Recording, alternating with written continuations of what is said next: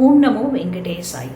శ్రీరాముడు వనవాస సమయంలో లక్ష్మణుడితో కలిసి వెంకటాద్రిని దర్శించుకున్నాడని, అందుకే వారిని జటాధారులుగా చిత్రీకరించారని ప్రతీతి.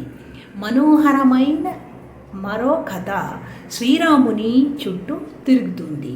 జగతాచార్య రామానుజులు తన మామ శ్రీ తిరుమల నంబి నుండి రామాయణ చిక్కలను నేర్చుకోవడానికి తిరుపతికి వచ్చినప్పుడు ఒక సమయం స్వామి రామానుజులు శ్రీరాముని వనవాసం గురించి మరియు వనవాస సమయంలో అతను ఎదుర్కొన్న ఇబ్బందుల గురించి తెలుసుకున్నప్పుడు అతను విచారంలో మునిగిపోయాడు. మరియు అతను వెంకటేశ్వర స్వామిని ఆరాధించడానికి తిరుమలకు ఎక్కలేనని భావించాడు.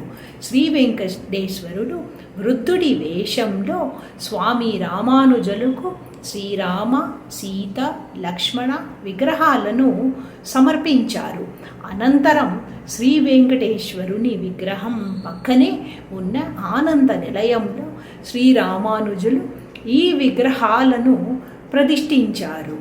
హనుమంతుడు అంజనాద్రి పర్వతంలో జన్మించాడని టీటీడీ నమ్ముతుంది. బేడి ఆంజనేయుడు గరుడాళ్వార్ వెనక వెంకటేశ్వర స్వామికి ఎదురుగా ఉన్నాడు. ఇది నిజంగా వెంకటేశ్వర స్వామిగా అవతరించిన శ్రీరాముడే అని సూచిస్తుంది.